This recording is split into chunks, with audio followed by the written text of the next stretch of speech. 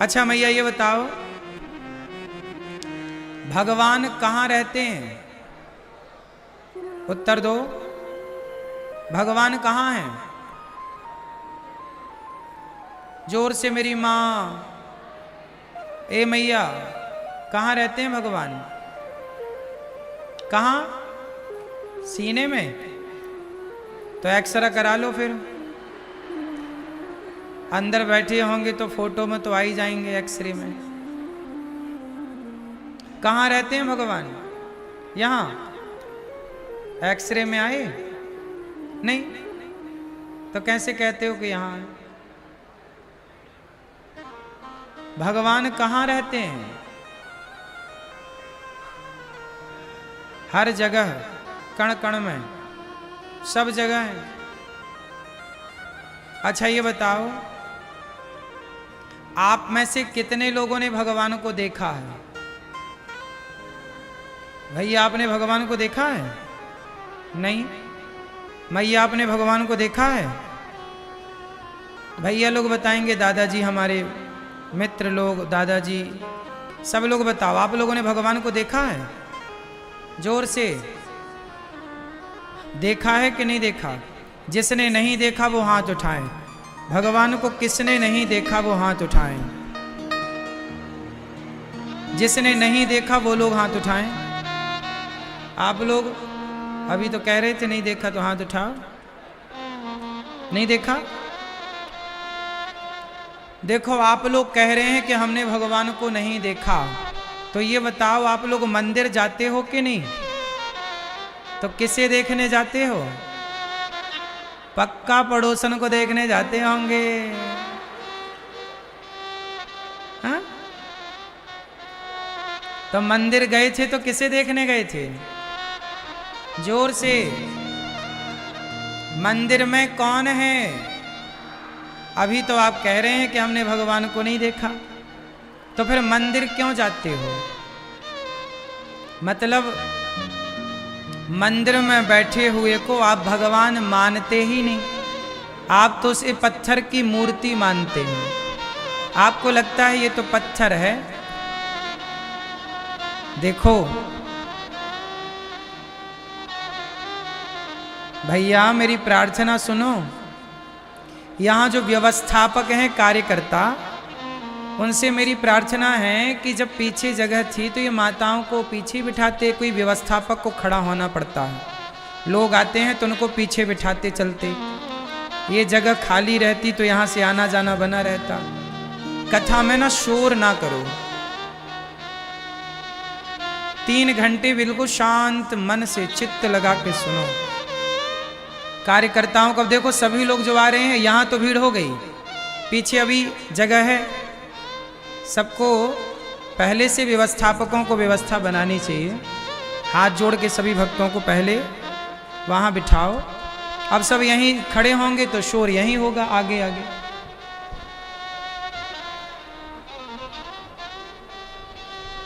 सबको हाथ जोड़ के पीछे पहुंचाओ, वहाँ सब जगह खाली है तो वहाँ बैठे। ठीक है? सब ठीक है भैया?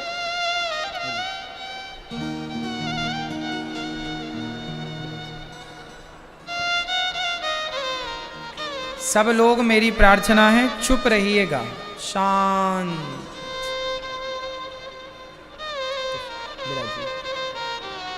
अच्छा, मंदिर में कौन बैठे हैं? कौन? आप तो कह रहे थे कि हमने भगवान को नहीं देखा। इसका मतलब ये है कि मंदिर में जो बैठे हैं, आप उन्हें भगवान नहीं मानते, आप उन्हें मूर्ति मानते हैं, मूर्ति। लेकिन मैं आपको बताऊं कि प्रहलाद जी के कहने से खंबे से भगवान प्रकट हुए कि नहीं? बोलो।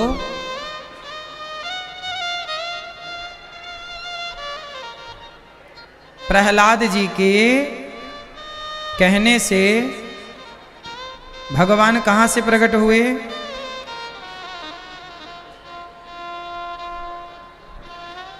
खंबे से। इसलिए कहता हूं भगवान मंदिर में नहीं होते। आपने कहा ना कि भगवान कण कण में होते हैं। तुम्हें मंदिर में तो भगवान नजर आए नहीं, तो कण कण में क्या नजर आएंगे? आपने कहा कि हमने भगवान को नहीं देखा, तो जब मंदिर में तुम्हें नजर नहीं आ पाए तो कण कण में तो कब नजर आएंगे? कबीरदास जी से पूछ लेते हैं कि कहाँ हैं भगवान। कबीरदास जी कह रहे हैं, जरा सुनो। मोकू कहाँ तू ढूंढे बंदे, मैं तो तेरे पास में। ना तीरथ में, ना मूरत में, ना एकांत निवास में, ना मंदिर में, ना मस्जिद में, ना कावे कैलाश में। मोकू कहाँ तो ढूंढे बंदे, मैं तेरे विश्वास में। मोकू कहाँ तो ढूंढे बंदे, मैं तेरे। प्रहलाद जी को विश्वास था तो खंबे से भगवान प्रकट हो गए। आपको भी विश्वास होगा तो मंदिर में भगवान का दर्शन हो जाएगा। पर विश्वास नहीं है तो मूर्ति दिखती है, फिर आप कहते हो जी हमने तो भगवान को देखा ही नहीं। ना मैं जप में, ना मैं जप में, ना मैं तप में, ना व्रत में उपवास में, ना मैं क्रिया क्रम में रहता, ना ही योग संन्यास में। मोकू कहाँ तो ढूंढे बंदे, मैं तेरे विश्वास में। नहीं प्राण में, नहीं पिंड में, ना ही ब्रह्मांड आकाश में, ना मैं त्रिकुटी भंवर में रहता, सब श्वासों के श्वास में। खोजी होए तो तुरंत मिल जाऊं, खोजी होए तो तुरंत मिल जाऊं, एक पल की ही तलाश में। कहें कबीर सुनो भाई साधो, मैं तेरे विश्वास में। कहें कबीर सुनो भाई साधो, मैं तेरे विश्वासो ही फलदायक। विश्वास है तो भगवान है। मानो तो मैं गंगा माँ हूं, ना मानो तो बहता। हाँ, आप लोग कहते हैं हमने भगवान को नहीं देखा। अरे हमारी जो माँ है वही भगवान है, पिता है वही भगवान है, गुरु हैं वही भगवान है। भगवान को आप कहते हैं मैंने नहीं देखा, लेकिन आप जो देख रहे हैं वो भगवान ही को देख रहे हैं, पर मानते नहीं हैं आप। अच्छा ये बताओ, ये क्या है? ये क्या है जरा बताओ जोर से। पीछे वाले ना देख पाए तो आगे आगे वाले बताएं जो देख पाए। क्या है ये? जोर से, जोर से। आप कह रहे हैं कि ये अंगूठी है, पर हम कह रहे हैं कि ये अंगूठी नहीं है, ये सोना है। अब बताओ आपकी बात सही है कि हमारी बात सही है? यदि मैं इसे भट्टी पे डाल दूं तो अंगूठी बचेगी कि सोना बचेगा? बोलो। यदि मैं इसे भट्टी पे डाल दूं तो अंगूठी नहीं बचेगी, पर क्या बचेगा? सोना तब भी रहेगा। उसी तरह ये है सोना, पर आप व्यवहार में कहते हैं अंगूठी है। इसमें सोने के सिवा अंगूठी नाम की कोई चीज हो तो निकाल के दे दो। उसी तरह जैसे सोने को आप अंगूठी मान लेते हैं, सोने को आप हार समझ लेते हैं, व्यवहार में तो हार ही बोलना पड़ता है, लेकिन वो है सोना। उसी तरह जैसे सोना ही सोना हर आभूषण में है, उसी तरह चींटी में, हाथी में, पशु में, पक्षी में, स्त्री में, पुरुष में, पृथ्वी में, जल में, वायु में, अग्नि में, आकाश में, सब जगह एक भगवान ही भगवान व्याप्त है, समाये हैं। अच्छा ये बताओ, माटी सत्य है कि घड़ा सत्य है? माटी मैया, ये बहुत गलत बात है। कथा में ना कथा सुन लो, मैं कथा बहुत जी जान लगा के सुनाता हूं, लेकिन आप ना डिस्टर्ब करते हैं। अच्छे श्रोता बनने का प्रयास करिए। यदि आप ऐसे ही श्रोता हैं ना सुनने वाले, तो फिर मैं भी क्यों जोर लगाऊं फिर समझाने में। मैया आगे बैठना है ना तो कल से जल्दी आयो करो, लेट आके आगे बैठना अपराध है। हाईवे बन जाता है ना ये रोड, डिस्टर्ब तो होता ही है। अब हम आपको कथा सुनाए कि व्यवस्था बनाए? चुप रहिए और सुनिए। प्रपंच करना है तो बिल्कुल मत प्रपंच में ध्यान लगाना,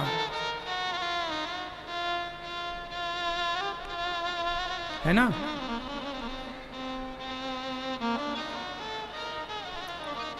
शोर शराबा कम कर लो, कथा में ध्यान दे दो।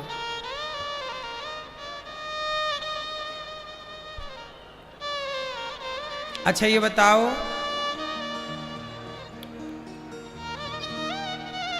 मिट्टी सत्य है कि घड़ा सत्य है? बोलो।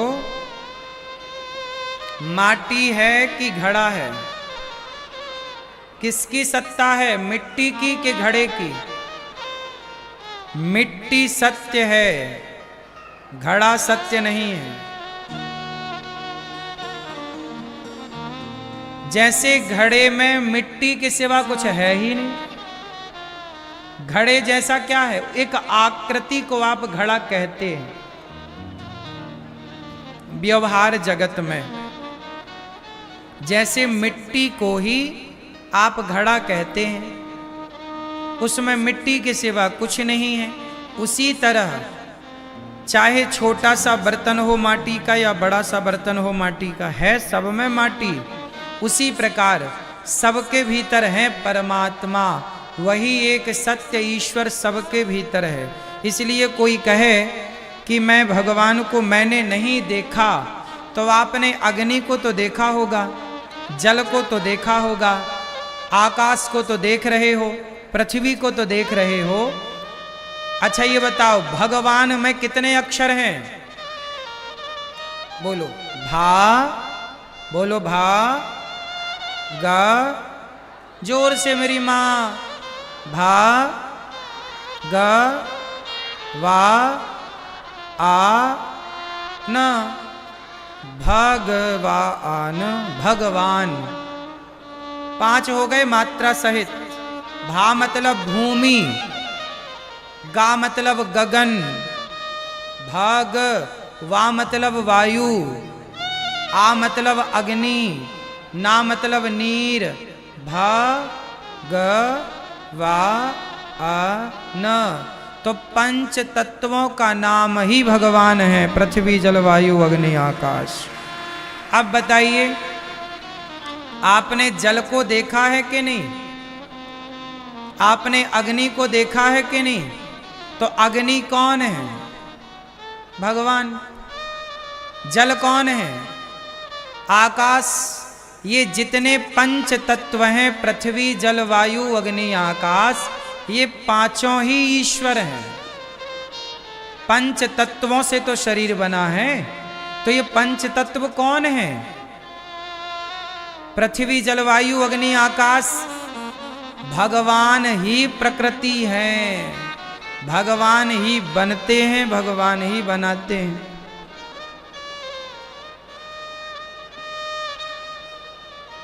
तो भगवान को हमने नहीं देखा, ऐसा कहना भी गलत है। कैसे नहीं देखा आपने? रोज देखते हो भगवान को, लेकिन मानते नहीं हो।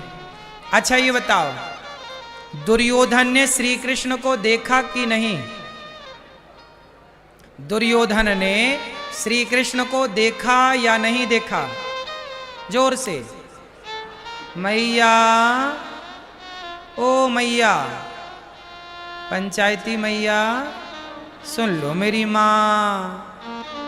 दुर्योधन ने कृष्ण को देखा कि नहीं? रावण ने राम को देखा कि नहीं? रावण ने राम को देखा, दुर्योधन ने कृष्ण को देखा और बार बार देखा। क्या इन्होंने कृष्ण को और राम को भगवान माना? जोर से, भगवान तो सामने खड़े थे दुर्योधन के, क्या पहचान पाया? बोलो, नहीं। उसी तरह भगवान तो हम सबके सामने खड़े हैं, हम पहचान ही नहीं पा रहे हैं, क्योंकि आंखों में अज्ञान का पर्दा पड़ा है।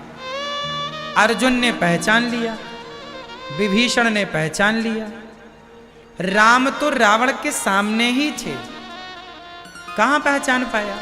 इसलिए तो कहते हैं भगवान को वही जान सकता है जिसे भगवान जनाना चाहें। सोई जाने जय देव जनाई, और जानत तुम्हें हुई जाई। भगवान सामने भी आकर खड़े हो जाएं हमारे और वो जनाना ना चाहें, तो हम पापी की आंखों में इतना बल कहाँ कि हम भगवान को पहचान सकें।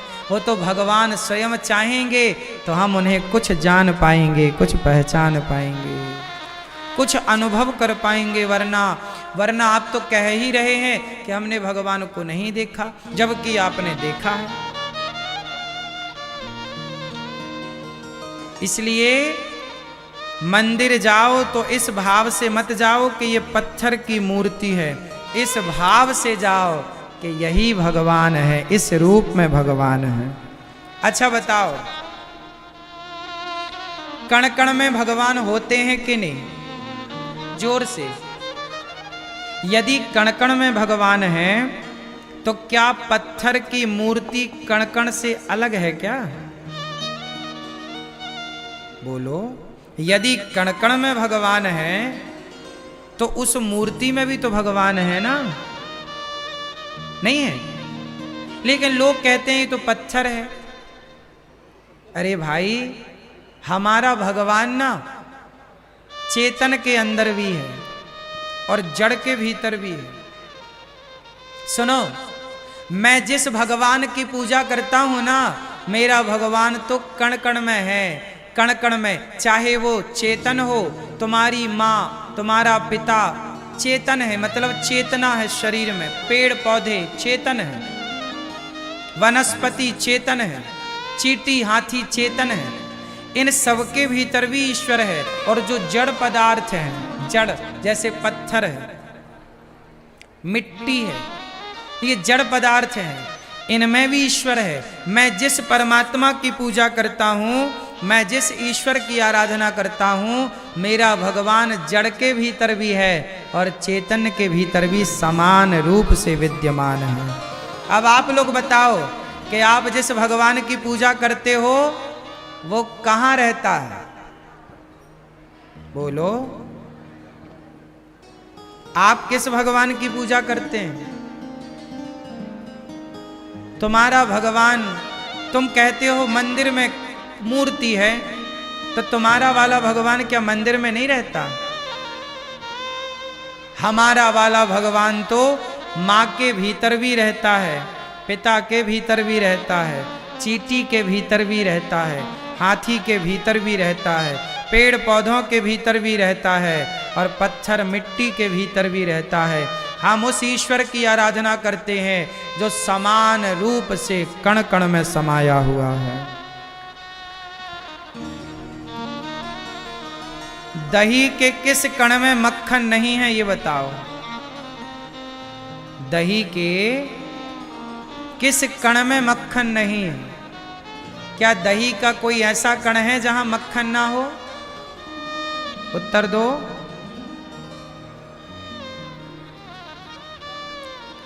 दही का ऐसा कोई कण नहीं है जिसमें मक्खन ना हो। मक्खन की व्यापकता सर्वत्र है, प्रत्येक कण में दही के। उसी तरह हम जिस परमात्मा की आराधना करते हैं सर्वव्यापी है। इसलिए तस्मात् भारत सर्वात्मा भगवान ईश्वरो हरिः श्रोतव्यः कीर्तितव्यश्च स्मर्तव्यश्चेच्छिताभयम्। ज्यादा से ज्यादा भगवान की कथाएं सुनो, लीलाओं का गुणगान करो। भगवान के भक्त को ज्यादा हाय हाय में नहीं उलझना चाहिए। जिसे लक्ष्मी चाहिए वो माया देवी की उपासना करे। भगवान नारायण ने ब्रह्मा जी को प्रकट किया, उन्होंने सृष्टि की।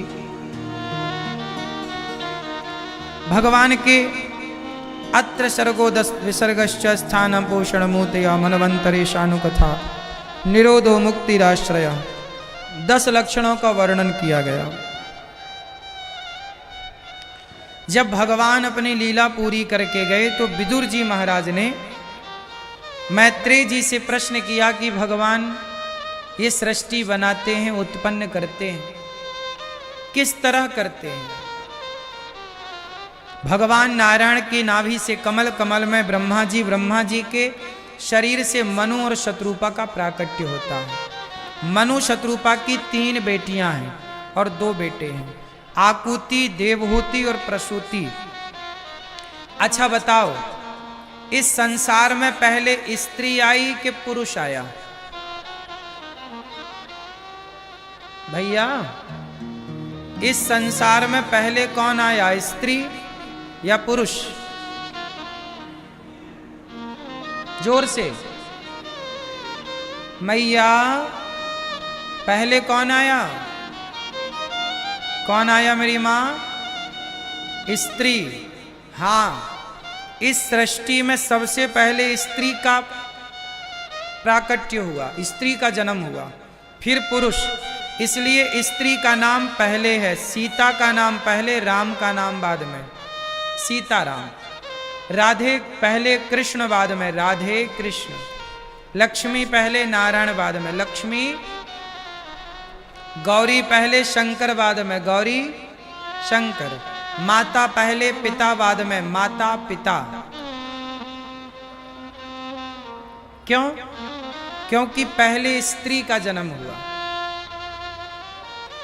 वो पहली स्त्री का नाम है आकुति, दूसरी स्त्री देवहूति, तीसरी प्रसूति, 2 बेटे बाद में, पुरुष बाद में, प्रियव्रत उत्तानपाद। आकुति का विवाह रुचि प्रजापति से हुआ, देवहूति का विवाह करदम जी से हुआ।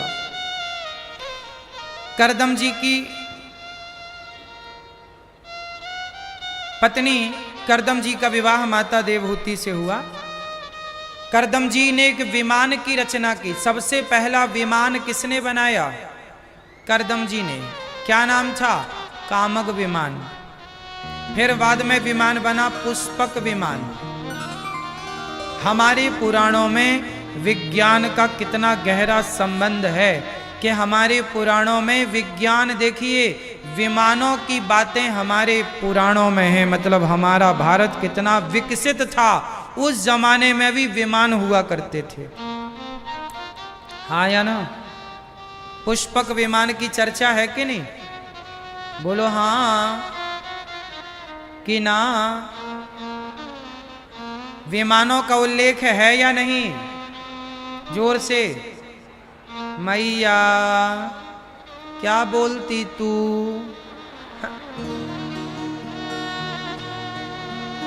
विमानों का उल्लेख है कि नहीं? पुष्पक विमान। तो विज्ञान को हम भारतीय जितना बढ़िया जानते थे, कहाँ कोई जानने वाला था। पर हम भारत के लोग ना अपने ज्ञान को संभाल ना पाए, अपनी विरासत को संभाल ना पाए, और दुनिया चोरी करके हमारी टेक्नोलॉजी लेकर के चली गई। हम आपस में लड़ते रहे और दुनिया हमें लूटती रही। जब हमारे देश में मुगल आए, अंग्रेज आए, उस समय भारत के लोग क्या कर रहे थे? आपस में लड़ रहे थे। किस बात को लेके लड़ रहे थे? मेरी जाति ये, मैं इस जाति का, मैं उस जाति का। अच्छा मुझे एक बात बताओ, यदि ये भारत जातियों के नाम पर ना बटा होता तो क्या ये भारत कभी गुलाम होता? हमारा देश ना बट गया।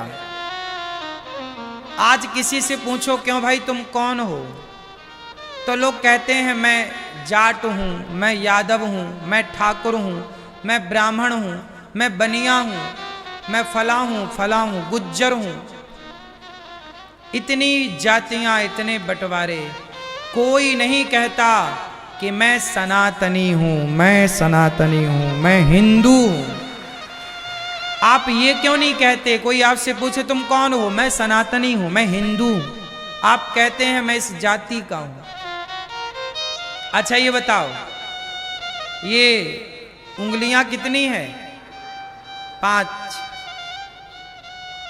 इस उंगली का नाम बताओ क्या है? इसका नाम बताओ।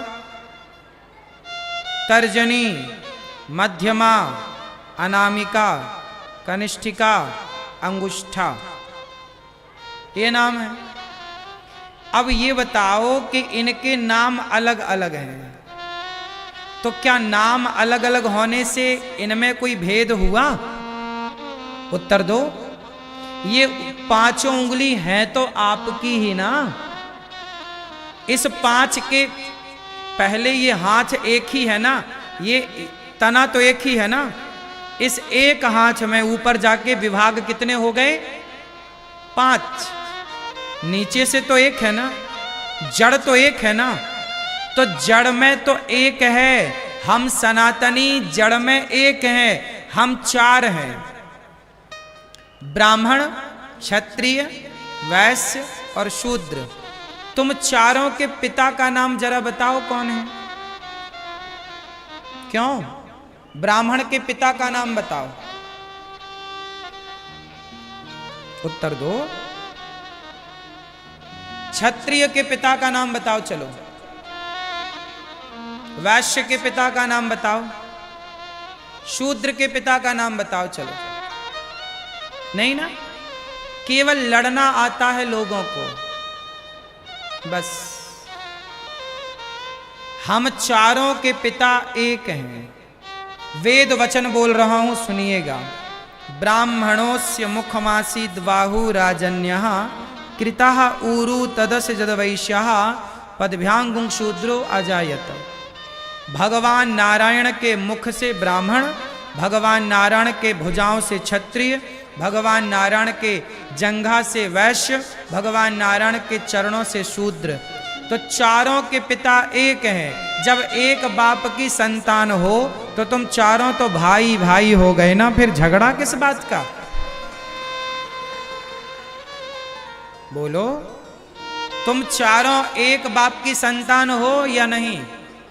जोर से, जोर से। गाय के थन कितने होते हैं? बोलो। चारों थन में एक सा दूध निकलता है कि अलग अलग? चारों थन एक ही गाय के हैं कि अलग अलग गाय के?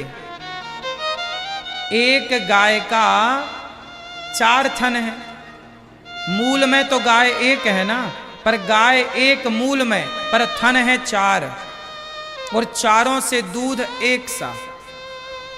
उसी तरह हम सबके मूल में एक परमात्मा है। हम उसे ईश्वर की 4 संतानें हैं, ब्राह्मण, क्षत्रिय, वैश्य, शूद्र। फिर आप सवाल करो कि जब हम एक हैं तो जातियां क्यों बनी? जातियां लड़ने के लिए नहीं बनी थी, जातियां व्यवस्था के लिए बनी। जैसे ब्राह्मण कोई जाति नहीं है, ब्राह्मण एक व्यवस्था है। क्षत्रिय कोई जाति नहीं है, क्षत्रिय एक व्यवस्था है। वैश्य कोई जाति नहीं है, वैश्य एक व्यवस्था है। शूद्र कोई जाति नहीं है, शूद्र एक व्यवस्था है। कैसे? ब्राह्मण की व्यवस्था क्या है? वेद पढ़ना, वेद पढ़ाना, यज्ञ करना, यज्ञ कराना, दान लेना, दान देना। ब्राह्मण के काम है कि तुम पढ़ो और पढ़ाओ, पढ़ो और पढ़ाओ, यज्ञ करो, यज्ञ कराओ, अच्छे काम करो, अच्छे काम कराओ। क्षत्रिय का काम है लड़ो देश के लिए, भाई भाई में न लड़ो, राज्य देश के लिए लड़ो। कोई आक्रांता आए, कोई आतंकवादी आए तो तलवार उठा करके हमें सुरक्षा कौन प्रदान करेगा? क्षत्रिय सुरक्षा प्रदान करेगा। वैश्य क्या करेगा? राज्य को पैसे कमा करके मजबूत करेगा। वैश्य जाएगा व्यापार करेगा। वैश्य का काम है व्यापार करना, पैसे कमाना और आर्थिक रूप से राज्य को, देश को मजबूत करना। शूद्र का काम क्या है? शूद्र का काम है सबके साथ कंधे से कंधा मिलाकर खड़े रहे। ब्राह्मण के संग भी शूद्र खड़ा रहता है। जब विवाह होता है बेटी का, तो बताइए पंडित जी अकेले विवाह कराते हैं कि सारे समाज की जरूरत पड़ती है? दौना पत्तल लाने वाले की भी जरूरत पड़ती है, कपड़े धुलने वाले की भी जरूरत पड़ती है। क्यों जी? बात सही है। जब आप अपनी बेटी का ब्याह करते हो तो सारे समाजों की जरूरत पड़ती है। लोहार की भी जरूरत पड़ती है, कुम्हार की भी जरूरत पड़ती है, नाई की भी जरूरत पड़ती है, धोबी की भी जरूरत पड़ती है, हाँ या ना? फिर हमारे यहाँ बिटिया का जब ब्याह होता है तो अकेले पंडित जी का आशीर्वाद नहीं मिलता, चारों वर्णों का आशीर्वाद मिलता है, सबका हमें आशीर्वाद। और हम लोग जब बेटी का विवाह होता है तो सभी को भोजन कराते हैं। क्यों जी? आपके यहाँ सबको भोजन कराने की परंपरा है कि नहीं? उत्तर दो।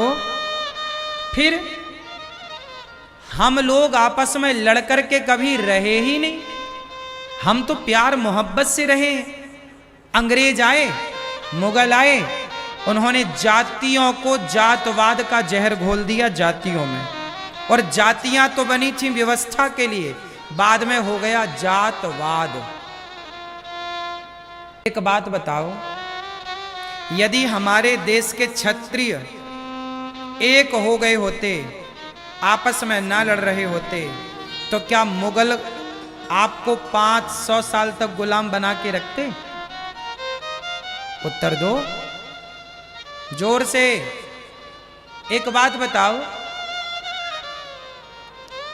पृथ्वीराज चौहान को धोखा किसने दिया था? जयचंद ने। जयचंद कौन है? जयचंद्र पृथ्वीराज चौहान के सगे ससुर हैं, संयोगता के पिता। यदि सगे ससुर ने धोखा ना दिया होता, एक क्षत्रिय को दूसरे क्षत्रिय ने धोखा ना दिया होता, तो बताइए दिल्ली की सत्ता पर मोहम्मद गौरी आके कभी बैठता? बोलो जोर से। इसका मतलब ये हुआ कि इतिहास उठाकर देखना, ये देश के लोग जब जब मिटे हैं, जब जब गुलाम बने हैं, तो सिर्फ इसलिए कि जातियों पर आप जब जब बटे हैं, तब तब आप अपने अस्तित्व को मिटाए। जब जब आप बटे, तब तब आप मिटे। इसलिए मैं आपसे कहता हूं, जातियों के नाम पर क्यों बटना? हमारे यहां बंटवारा था ही नहीं, सब अपना अपना काम करते थे। राजा का काम अपना राज, ब्राह्मण का काम अपना पोथी पढ़ना पढ़ाना, सब अपना काम फिक्स था। सबके काम बटे थे, कोई दूसरे का काम दूसरा नहीं करता था। आपका काम आप ही करेंगे, आपका काम कोई दूसरा नहीं कर सकता था। अब हुआ क्या? हम आपस में इस तरह लड़ गए कि हमारे पतन का हम ही कारण बन गए। एक झाड़ू बनती है ना, तिनकों से जोड़कर बनाई जाती है। बहुत सारे तिनकों को जोड़ा जाता है तो झाड़ू बन जाती है। एक बात बताओ, झाड़ू कचरा साफ करती है कि नहीं? जोर से। और झाड़ू यदि बिखर जाए तो स्वयं कचरा हो जाती है कि नहीं? जोर से। फिर जहां सुमति तहां संपत्ति नाना, रामचरितमानस में लिखा, जहां सुमति तहां संपत्ति नाना, जहां कुमति तहां विपत्ति निदाना। इसलिए मेरे दोस्तों, ये मत कहो कि मैं ब्राह्मण हूं, ये मत कहो कि मैं क्षत्रिय और वैश्य और शूद्र हूं, मैं यादव हूं, मैं जाट हूं, मैं गुज्जर हूं, मैं ब्राह्मण हूं। ना, ये कहो मैं भारतीय हूं, सनातनी हूं, हिंदू हूं। यदि ऐसे ही रहा तो हर जाति अलग अलग होगी और एक जाति वाला दूसरी जाति वाले से लड़ेगा, तो हम आपस में लड़ जाएंगे, बात खत्म। तीसरा मजे उठाएगा, मजे लूटेगा। क्यों दादाजी, बात सही है? हम आपस में लड़ जाएं, आप और हम, तो मजा तो तीसरा वाला लेगा ना। अंग्रेजों ने नारा कौन सा दिया? फूट डालो शासन करो। ये नारा किसका था?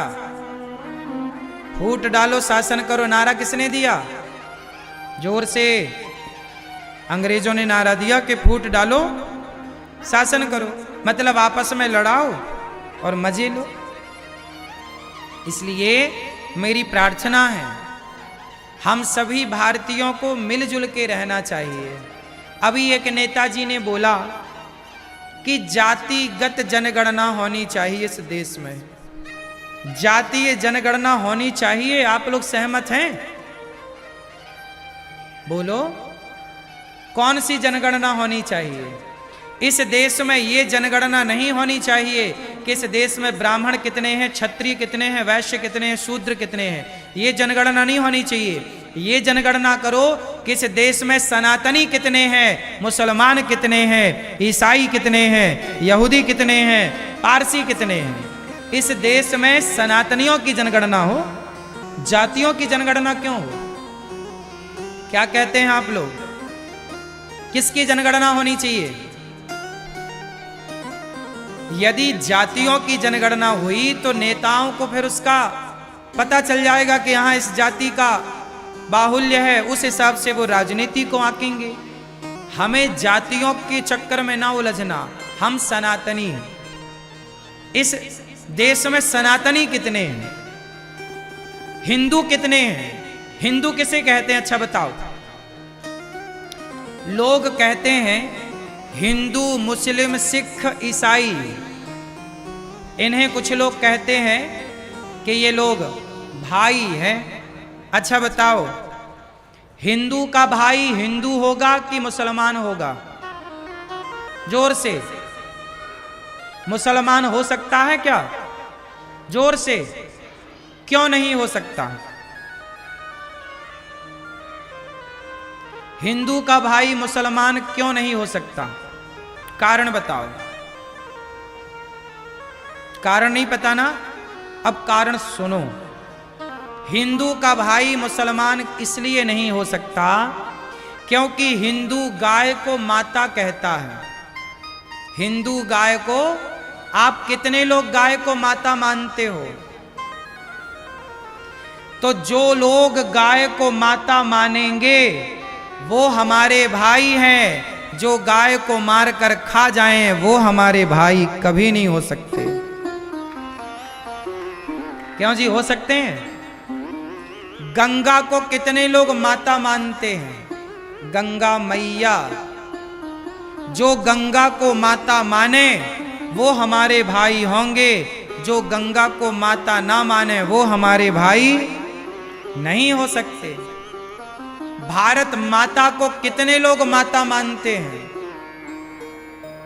भारत माता की कितने लोग इस देश को अपनी मां मानते हैं? जो भारत को अपनी माता माने वो हमारा भाई हो सकता है, जो भारत को मां ना माने वो कदापि हमारा भाई क्यों हो सके भाई? अच्छा ये बताओ, गाय को माता ब्राह्मण मानता है कि नहीं? जोर से। क्षत्रिय मानता है कि नहीं? वैश्य मानता है कि नहीं? शूद्र मानता है कि नहीं? तो ब्राह्मण, क्षत्रिय, वैश्य, शूद्र ये हमारे भाई हैं, क्योंकि गाय को ये सब लोग माता मानते हैं। जो गाय को माता माने वो सनातनी, वो हिंदू है, हम उसे अपना भाई कहें, सबको भाई कैसे कह देंगे?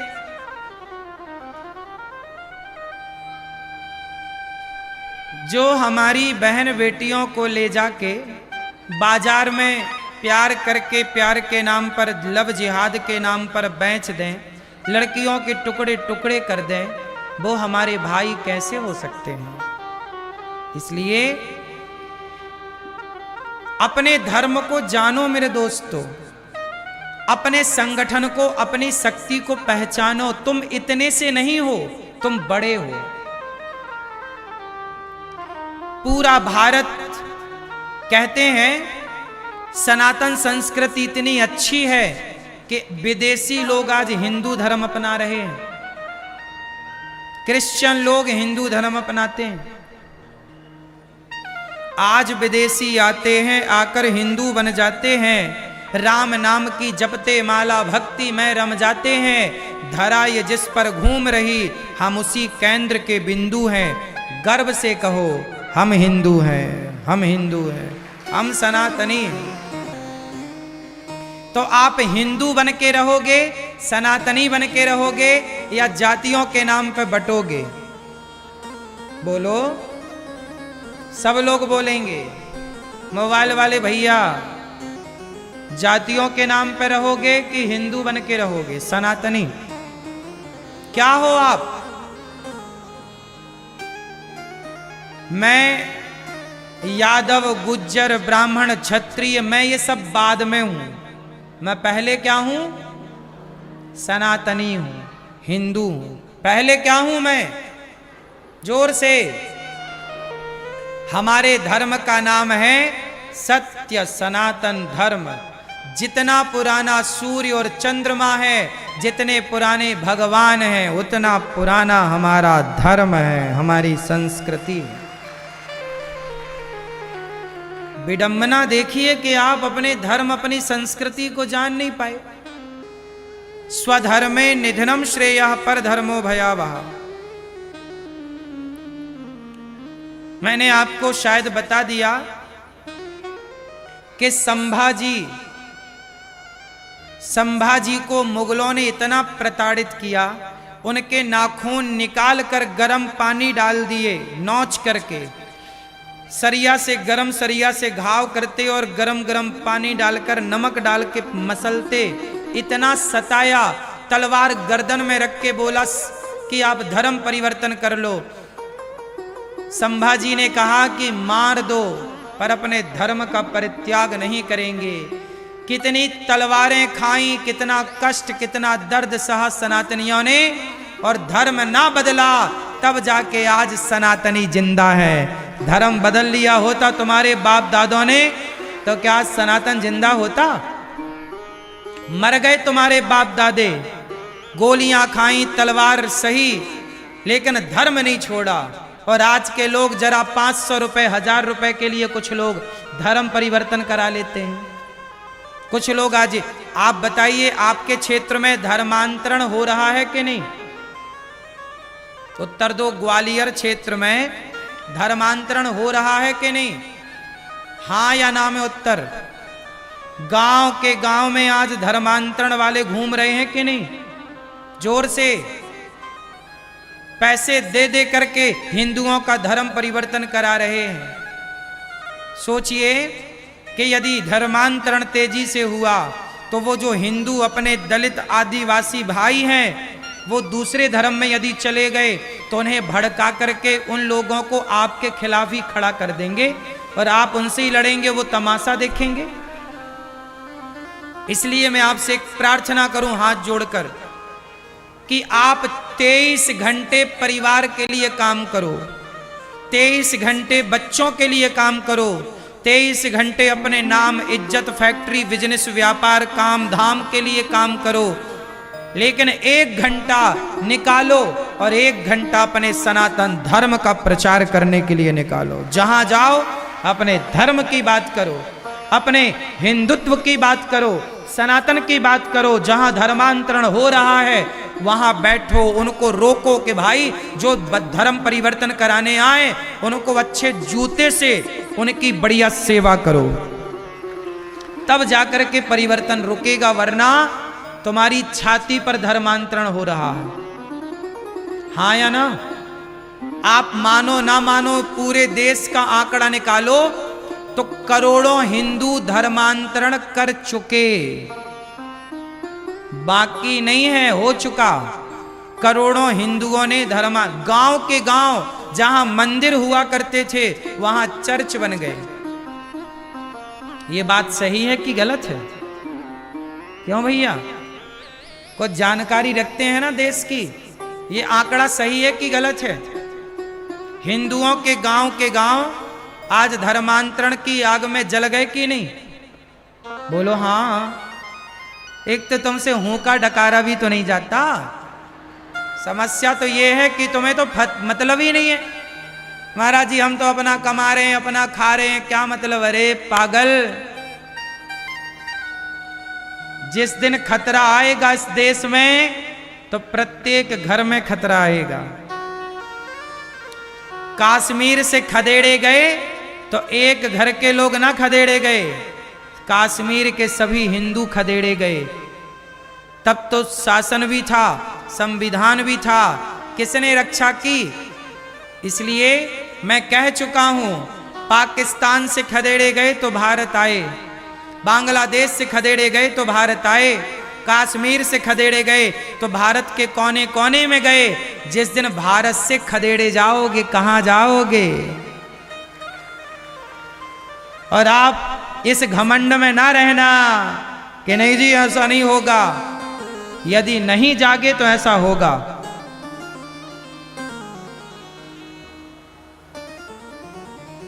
किसी ने सोचा था कि कश्मीर से हिंदुओं को खदेड़ा जा सकता है? सोचा था क्या? उन्हें हिंदुओं ने सोचा था, कश्मीरी पंडितों ने? लेकिन खदेड़े गए। इसलिए कहता हूं मेरे भारतीयों, अपनी बेटियों को झांसी की रानी बनाने का टाइम आ गया है, अपने बेटों को शिवाजी बनाने का टाइम आ गया है। अपनी आत्मरक्षा की बातें भी करना सीखिए, स्वावलंबी बनाइए, बेटियों को अब झांसी की रानी बनाइए आप कलेक्टर, IPS, IAS, लेकिन आत्मरक्षा, ताकि सड़क में राह में कल को तुम्हारी बेटी अकेली मिल जाए तो उसे कोई छेड़ ना सके, वो आत्मरक्षा तो कर सके, सुरक्षित घर से अपने बल पर जा सके, सुरक्षित अपने बल पर आ सके। कितने लोग मेरी बात से सहमत हैं? किस बात से सहमत हो कि एक दिन भारत से खदेड़ दिए जाओगे?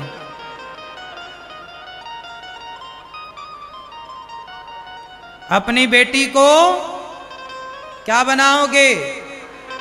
खूब लड़ी मर्दानी वो तो सिंहासन हिल उठे, राजवंशों ने भ्रकुटी तानी थी, बूढ़े भारत में भी आई फिर से नई खूब लड़ी मर्दानी वो तो। सनातनियों को लड़कर नहीं रहना चाहिए, प्यार से रहो। तो कितने अब मेरे सनातनी जातवाद भुला करके प्यार मोहब्बत से रहेंगे? जरा हाथ उठा के मुझे बताओ। ब्राह्मण, अब ये बताओ आप कितने भाई हो? आप कितने भाई हो भैया? दादाजी कितने भाई हो? 3, 2?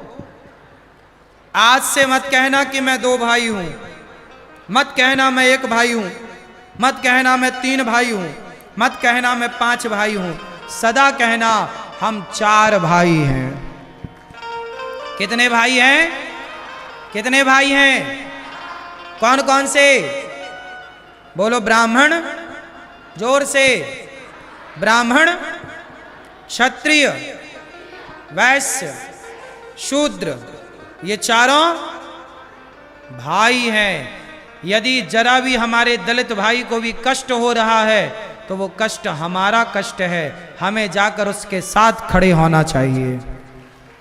हमारा कुम्हार भाई है, हमारा लोहार भाई है, हमारा दलित, वंचित, शोषित, जंगल के कोल, भील, ये सब हमारे भाई हैं। क्यों जी, हैं या नहीं? जोर से। इनका दर्द, इनकी पीड़ा हमारी पीड़ा होनी चाहिए कि नहीं? जोर से। बोल तो दो मेरी मां। क्या आपस में छुआछूत की भावना रखनी चाहिए? ऊंच नीच की भावना रखनी चाहिए? जब परमात्मा ने शबरी के बेर खाए, निषाद को गले लगाया, केवट की सेवा स्वीकार करी, जब भगवान भेद नहीं करते तो हम कौन होते हैं भेदभाव करने वाले? ये बताओ। गौरी, मैं ये कह नहीं रहा हूं, मैं करता हूं। मैं भेदभाव का पूर्ण रूप से खंडन करता हूं। और मैं गौरी गोपाल आश्रम में, ये दास अनिरुद्ध आप सबका दास, गौरी गोपाल आश्रम आकर देखना, वहां पर माताएं रहती हैं। कोई ब्राह्मण माता है, कोई क्षत्रिय माता है, कोई वैश्य माता है, कोई शूद्र माता। मैंने किसी की जाति नहीं पूछी, सब माओं के पांव दबाकर मैंने सबकी सेवा की है। मैंने तो जातवाद खत्म कर दिया, मैंने तो दीवारें तोड़ दी, अब बारी आपकी है। गौरी गोपाल आश्रम में अखंड रसोई चलती है, भोजन बंटता है, सारे लोग एक लाइन में लगकर प्रसाद लेते हैं, किसी से जाति नहीं पूछी जाती, और सब एक साथ ब्राह्मण क्षत्रिय वैश्य शूद्र एक साथ बैठकर एक पंक्ति में प्रसाद पाते हैं, एक सा प्रसाद सबको मिलता है। जब मैं भेदभाव खत्म कर सकता हूं तो अब बारी हम सबकी है। मिलजुल करके इस देश को अखंड बनाए, एक बनाए। एक बनाने के लिए विचारधारा एक चाहिए। यदि हम आपस में लड़ बैठे तो देश को कौन संभालेगा? और कोई भी बाहर वाला अपने घर से हमें निकालेगा। दीवानों, जरा होश करो मेरे देश प्रेमियों, आपस में प्रेम करो देश प्रेमियों। हम आपस में क्यों लड़ाई करें? अरे लड़ो, लड़ना है तो सारे भाईचारों इकट्ठे हो जाओ। आओ आतंकवाद से लड़ते हैं, आओ गरीबी से लड़ते हैं, आओ भ्रष्टाचार से लड़ते हैं। संगठित जिस दिन भारत हो गया, सच कहता हूं, तुम गरीब हो तो हम सब मिलके तुम्हारी मदद करें, तुम्हारी गरीबी दूर है। हम गरीब हैं, तुम सब मिलके हमारी मदद करो, हमारी गरीबी, हम एक दूसरे की मदद करने लग जाए ना तो हमारी गरीबी भी दूर हो जाएगी, हमारा सुख चैन भी बढ़ेगा, और हमारा ये भारत और संपन्न होगा और सुरक्षित होगा। क्यों जी? सही है? लड़ने से कुछ मिला है? इसलिए आपस में लड़ाई ना करना। कितने भाई हो? जोर से। कभी लड़ोगे? दुर्गा मैया के हाथ कितने हैं? दुर्गा मां के हाथ जोर से। कितने हाथ? 8।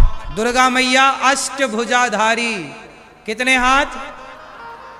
दुर्गा मैया सवारी किसकी करती हैं? क्यों? दुर्गा मां तुम्हारी मां है, दुर्गा मां हमारी मां है। और हमारी मां कहती है कि 8 हाथ से कह रही है मां कि जिस दिन तुम चारों संगठित हो गए, तुम्हारे 8 हाथ हो जाएंगे, और 8 हाथ हो गए तो जंगल के राजा को भी तुम अपने वश में कर लोगे। तुम्हारा कोई क्या मजाल कि कोई तुम्हारा बाल बांका कर सके? शेर को भी वश में आप कर सकते हैं यदि आप में संगठन है तो। बोलो हां। तो दुर्गा मैया के 8 हाथ संगठन का प्रतीक हैं। संगठित रहो। भगवान श्री कृष्ण जब प्रकट भये, भगवान राम जब प्रकट भये तो कितने हाथ लेकर प्रकट भये?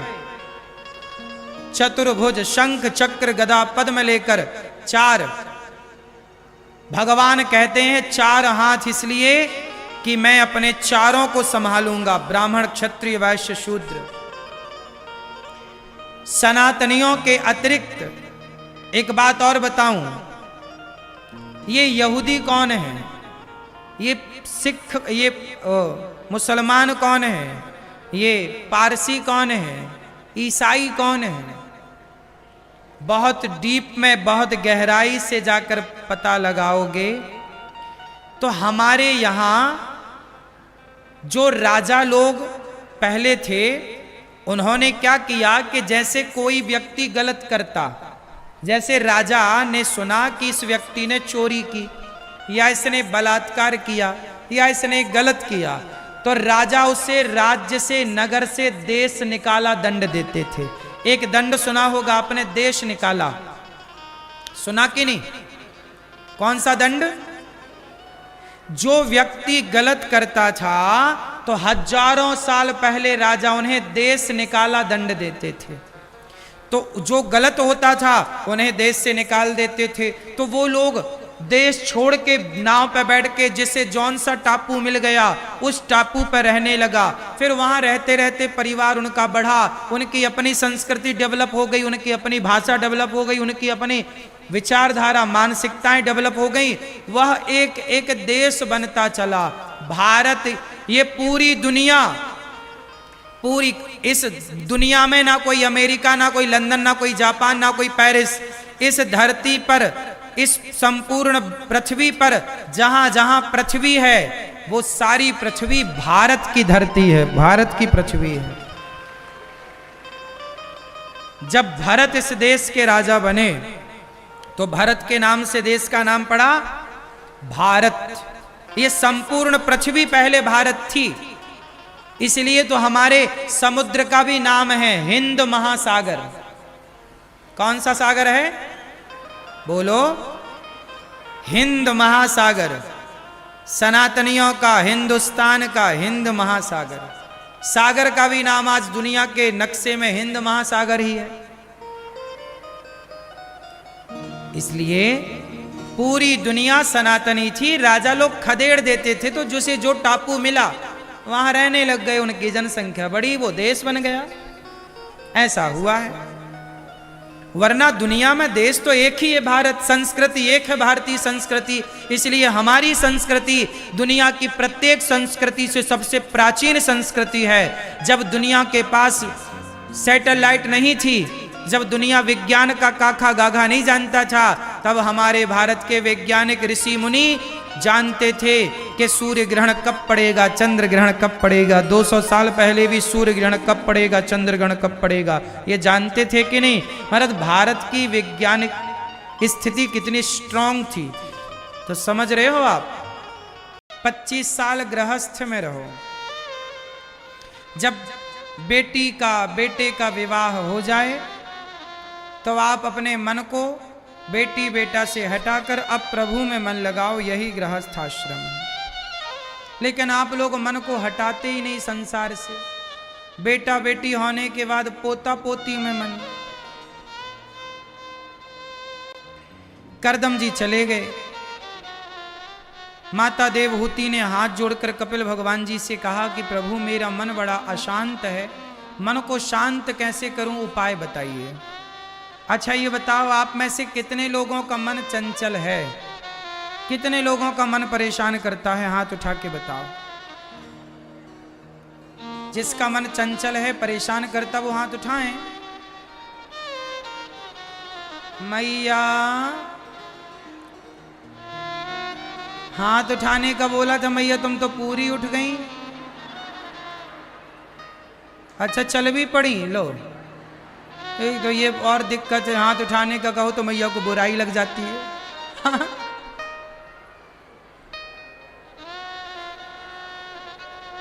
सुनो,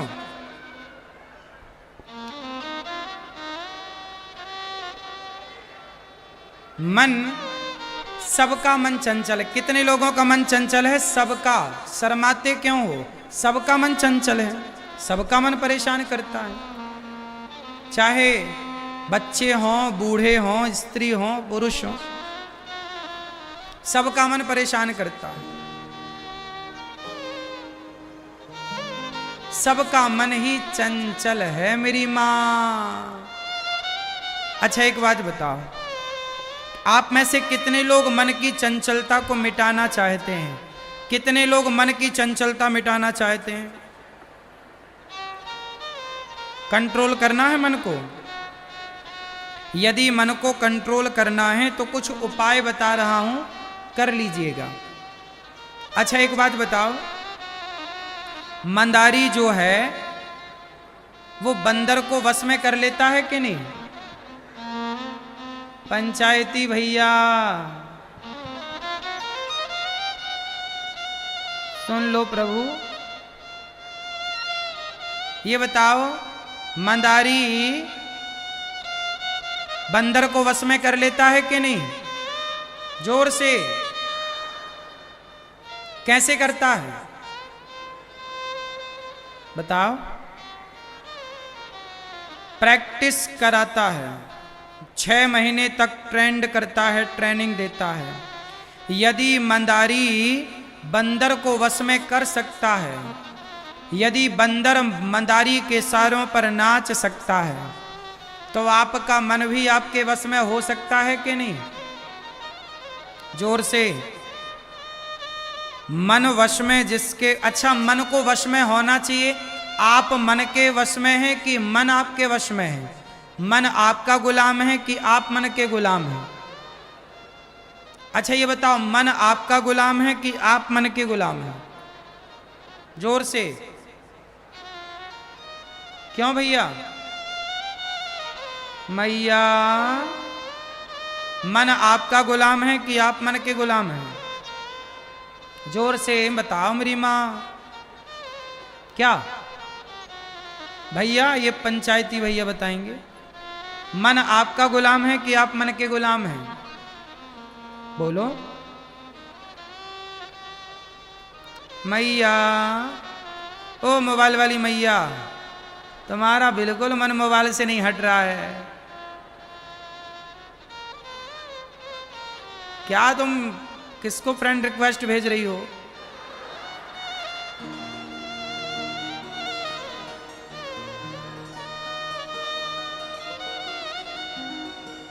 चलो बताओ, मन आपका गुलाम है कि आप मन के गुलाम हैं? बोलो। मन के गुलाम हैं, इसलिए मोबाइल चला रही हो। क्योंकि मन के गुलाम है, मन कह रहा मोबाइल चलाओ तो चलाने लग गई, क्योंकि गुलाम तो मन के ही है। इसलिए मन के गुलाम बनोगे तो मन जो कराएगा वो करना पड़ेगा। इसलिए मन के गुलाम ना बनो, मन को अपना गुलाम बनाओ। जो मन को अपना गुलाम बनाता है वो बड़ा है। आप लोग मन के गुलाम बने भाग रहे हैं। मन लगा है उस स्त्री में, उस पुरुष में। अब देखो ना, तुम्हारा बेटा तुम्हें लात मारता है, तुम्हें गालियां देता है, पर तुम्हारा मन तो बेटे में लगा है। तो लातें खा के भी तुम वहीं पड़े हो, लातें जूते खा के भी तुम्हारा मन भगवान में तो लग नहीं रहा है, क्योंकि मन बेटे में लगा है। मन बेटा बेटी से हटाओ, मन के गुलाम क्यों बनना? मन आपका गुलाम है। बड़े बड़े साधु संत क्या करते हैं? मन को अपने कंट्रोल में करते हैं, मन को साधते हैं, इसलिए उनका नाम है साधु। इसलिए प्रार्थना करता हूं, मन को अपने वश में रखो। जो मन चाहे वो ना करो, जो आप चाहें वो मन करे। अच्छा ये बताओ, बहुत सारी स्त्रियां पराये पुरुष के संग भाग जाती हैं। कौन है ये? ये वही स्त्रियां हैं जिनको मन परेशान कर रहा, मन भगाए रहा है तो भाग रही हैं। हाँ, यदि तुम मन के गुलाम बनोगे तो मन तो ऐसे ही भगाएगा ना। आज इस पुरुष में मन लगा, कल उसमें लगेगा। रावण का मन सीता में लग गया तो पीछे पीछे भाग रहा है। यदि आप अपने मन के हिसाब से चलोगे तो मन तो कहीं आज इस स्त्री में, इस पुरुष में, इस धन में, उस धन में लगाएगा। इसलिए मन के हिसाब से ना चलो, मन को अपने हिसाब से चलाओ। रे मन, जरा थप्पड़ मारो मन को। ए मन, कहां जा रहा? चल। जो मन चाहे वो मत देखो, जो देखने योग्य है वो देखो। जो मन चाहे वो ना सुनो, जो सुनने योग्य है वो सुनो। मन तो कहता है चलो सुन लेते हैं, मुन्नी बदनाम हुई। मन क्या सुनता है? मुन्नी बदनाम हुई। मन तो चाहता है शीला की जवानी, नहीं चाहता। लेकिन मन को मुन्नी बदनाम और शीला में ना लगाओ, मन को भगवान के चरणों में लगाओ। ए मन, चल लग भगवान में। मन पर थोड़ा आपका कंट्रोल मेरी माँ। मन की गुलामी ना करना, वरना ये तुम्हें मरवाएगा। रावण के मन ने रावण का सर्वनाश करा दिया। सही है। अब ये बताओ, जो आदमी बलात्कार करता है उसका पहले शरीर जाता है बलात्कार की तरफ कि मन जाता है? जोर से, जोर से। चोरी करने वाले चोर का पहले चोरी करने के लिए हाथ जाता है कि मन जाता है? जोर से। कोई भी व्यक्ति शरीर से पाप बाद में करता है, मन पहले भाग के जाता है। सही है। बलात्कार कर रहे हो, अब जैसे आप किसी महिला को देख रहे हो गलत तरीके से, तो आप आंखें देख तो रही हैं, पर आंखों को देखने की आदेश कौन दे रहा है? मन कह रहा है पलट पलट के देखो देखो। जब मन देख लेगा, सामने से सिग्नल मिल जाएगा, तब यह शरीर भागेगा। हाँ या ना? क्यों जी? सही है। लड़का लड़की लोग पहले भागने की क्या बनाते हैं? पहले भागने का मन बनाते हैं, चलो भाग चलते हैं। कोई लड़का लड़की डायरेक्ट तो नहीं भागता, पहले क्या बनाते हैं? बोलो। मन बनाते हैं, फिर मन के बाद प्लानिंग करते हैं, प्लानिंग बनाते हैं, और उस प्लानिंग को फिर ये शरीर फॉलो करता है। तो शरीर बाद में है, मन। बात सही है कि नहीं? इसलिए मन कहता है कि उसे देखो, मन कहता है वो सुनो। नहीं, मन को अच्छा, दुल्हा जिस घोड़ी पर बैठता है, घोड़े पर या घोड़ी पर, आपने ध्यान से देखा होगा उस घोड़ी के ना यहां आंखों में एक पट्टी लगी रहती है, ऐसे। क्यों? जिस घोड़े पर दुल्हा चढ़ता है, दुल्हन घोड़ी पर दुल्हा चढ़ता है, उसके यहां पट्टी लगी रहती कि नहीं? क्यों लगी रहती है? जरा बताओ क्यों? ताकि वो घोड़ी यहां वहां ना देखे, सीधे देखे। जब वो सीधे देखती है तो दुल्हा को लक्ष्य तक पहुंचाती है, वरना कहीं और की दुल्हन को कहीं और का दुल्हा ले जाए। घोड़ी भागे तो इस बारात का दुल्हा उस बारात में पहुंच गया, वहां का यहां गए, लो मिक्स हो गया। इसलिए घोड़ी की आंखों में पट्टी बंध जाती है इतनी। हाँ या ना? हम सही कह रहे हैं कि गलत कह रहे हैं? कभी देखा ध्यान से घोड़ी को? अब तुम्हारे गांव में शादी हो तो घोड़ी को ध्यान से देखना, उसकी पट्टी बंधी कि नहीं, ताकि उसकी आंखें चंचल ना हो, सीधा देखे घोड़ी, सीधा चल। ऐसे ही आप लोग भी अपने मन को जरा पट्टी बांधो। ए मन, यहां वाना भाग, सीधा भगवान की तरफ चलता चल, चलता चल, धर्म की ओर बढ़ता चल, सेवा की ओर। मन को बोलो, रे मन चल सेवा में लग। माता के जरा पांव दबाओ, ए मन चल माँ के पांव दबाते हैं। पिता के पांव दबाओ, ए मन चल जरा पांव दबाते हैं। पत्नी पति के जरा पांव दबा लो, चलो मन पति के पांव। दिन भर तुम व्हाट्सएप चलाती हो, थोड़ा पति के पांव भी दबा लिया करो। क्यों मेरी माँ? पति के पांव दबाने में तो मन लगता नहीं है, पिता के पांव दबाने में लड़कों का मन नहीं लगता, माँ के पांव दबाने में बेटों का मन नहीं लगता। बस मन तुम्हारा इतना चंचल है, सावधान। मन की गति है अटपटी, झटपट लखे न कोय, और मन की जब खटपट मिटे तो झटपट दर्शन होए। मन के हारे हार है, मन के जीते जीत। मन ही मिलावत राम से, मन ही करत फजीत। पूरा खेल किसका है? जोर से। कोई लड़की कोई लड़का गलत नहीं होता, मन गलत करता है, मन गलत कराता है। सही है। इसलिए कहता हूं मन को साधो अपने कंट्रोल में। मेरी आंखें चंचल नहीं है, मैंने अपने मन को कंट्रोल, मैं जो देखना चाहूं मैं वो देखता हूं। मन के हिसाब से मैं चलता ही नहीं। सुनो, मैं मन के हिसाब से नहीं चलता। सोचो, मुझे जलेबी बहुत पसंद है, मुझे जलेबी बहुत पसंद है, पर आश्चर्य मानेंगे मैं जलेबी खाते ही नहीं। क्या मुझे जलेबी नहीं मिल सकती? बिल्कुल मिल सकती है। मुझे जलेबी पसंद भी है और मैं कह दूं तो आप ही कल भर भर के ले आओगे, पर मैं जलेबी खाता नहीं। क्यों नहीं खाता? मैंने कहा कि मेरा मन तुझे जलेबी पसंद है, पर मन तू मेरे चंगुल में फंसा है। मैं तुझे पसंद की चीज तो ना खिलाऊंगा, मैं तेरे हिसाब से ना चलूंगा। अब जो मुझे पसंद है तू वो कर। तो मैं अपने मन को अंकुरित चने खवाता हूं। मैं भोजन में क्या करता हूं? अंकुरित चने, अंकुरित दाल। मैं जो खाता हूं ना, बिना स्वाद का खाता हूं।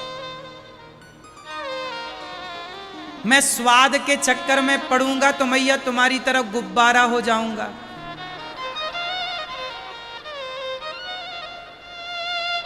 दो लोग तुम्हें उठाने लगेंगे। यदि मैं मन के हिसाब से चला तो मैं गुब्बारा हो जाऊंगा मैया की तरह। फिर मैं दो दो जगह कथा कैसे कर पाऊंगा? फिर मैं समाज की सेवा कैसे कर पाऊंगा? इसलिए मन तो चाहता है ये भी खा लो, ये भी खा लो, लेकिन नहीं, मैंने मन को अपने कंट्रोल। रे मन, मैं वो नहीं खिलाऊंगा जो तू चाहता। मैं अंकुरित अनाज, मैं चने अंकुरित कर लेता हूँ, वो मूंग अंकुरित कर लेता हूँ, थोड़ा बादाम भिगा के, अंजीर भिगा के थोड़ा थोड़ा खा लेता हूँ। और पपीता से, केला से, सेब से पेट भरता हूँ। फलों से पका हुआ कम खाता हूँ। पका हुआ आप लोग ज्यादा खाते हो, इसलिए आप पक्के हो। पका खाते खाते पक गए, हाँ या ना? तुम्हारा कंट्रोल नहीं है। तुम कहीं भी खड़े हुए खाने पे, तुम्हारी जिह्वा पे तुम्हारा कंट्रोल नहीं है, इसलिए तो मैया तुम गुब्बारा हो गई। दिन भर खाती हो, दिन भर खाती हो, दिन भर खाती हो, जो मिल जाए सब खा लिया। कंट्रोल नहीं है लोगों का खाने में, बात सही है, लेकिन मेरा कंट्रोल है खाने में। मैं केवल दिन में एक बार ही खाता हूं बढ़िया से। मैं शाम को भोजन नहीं करता। गाय का ताजा ताजा 2-3 गिलास दूध पीता हूं, पर यहां कहीं गाय वाय हमें नजर आई नहीं, तो यहां वो दूध बंद है। यहां हमें भैंस नजर आई। गाय देसी है आपके यहां? होंगी, बिल्कुल होंगी। पर मैं क्या करता हूं, सुबह तो भोजन करता हूं अंकुरित अनाज का, केले का, फल फूल का। दोपहर को भोजन करता हूं, उसमें पका हुआ भोजन जरा सा होता है, कच्चा सब ज्यादा। और शाम को भोजन में करते ही नहीं।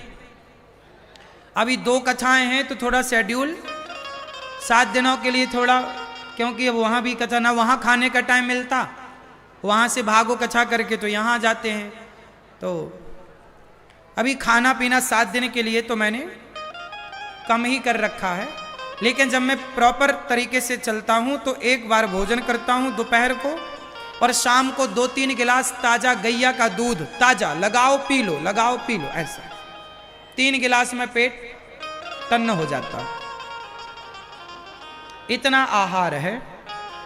ये सब कैसे हो सकता है? जिसका मन कंट्रोल है। खाने पीने पे कंट्रोल, देखने पे कंट्रोल, सुनने पे कंट्रोल, बोलने, मैं इतना बोलता हूं पर बोलने पे कंट्रोल करके बोलता हूं, क्या बोलना है क्या नहीं बोलना। तो क्या होना चाहिए मेरी मां? तो मन वश में होगा तो कंट्रोलिंग पावर आएगी। मन वश में नहीं होगा तो मन तो सारी जिंदगी तुम्हें नचाएगा, उल्टा सीधा खवाएगा, फिर तुम्हें बीमार करके डॉक्टर के घर में पहुंचा देगा। क्यों मैया, बात सही है? किस पे कंट्रोल होना चाहिए? रे मन, ए मन, चल लग जा भगवान की कथा में।